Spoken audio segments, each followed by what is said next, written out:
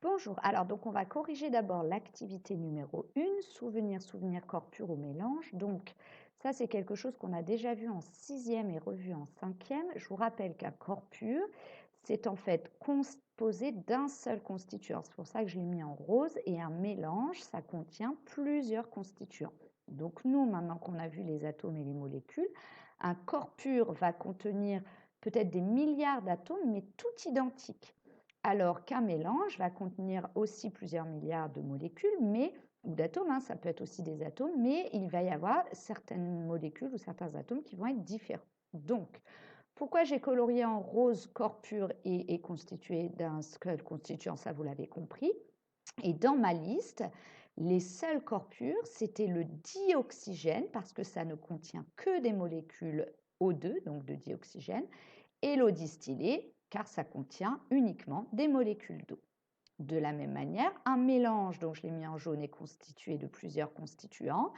L'air est un mélange, on l'a vu, car ça contient du dioxygène, du diazote et d'autres gaz. L'eau minérale contient de l'eau et des sels minéraux.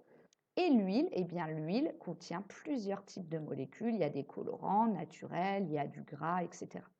Alors ensuite, vous deviez associer chacun des schémas à une des représentations microscopiques ci-dessous. Donc on vous rappelle que dans un corps pur, il n'y a que des molécules identiques ou des atomes identiques.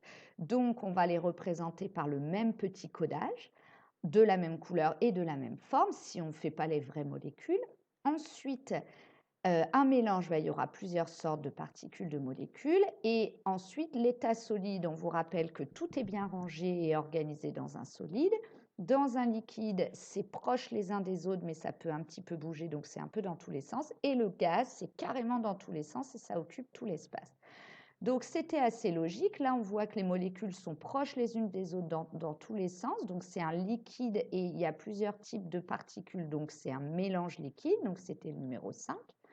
Là, c'est tout bien rangé et une seule sorte de particules, donc c'est un solide pur, donc le numéro 1. Là, c'est un gaz puisqu'il prend tout l'espace pur, donc c'est le numéro 3. Ici, numéro 6, car c'est un gaz aussi, mais il y a plusieurs types de particules. Le 2, donc corps pur liquide. Et le 4, mélange solide, car il y a plusieurs types de particules et elles sont toutes bien organisées, comme dans un solide. Voilà.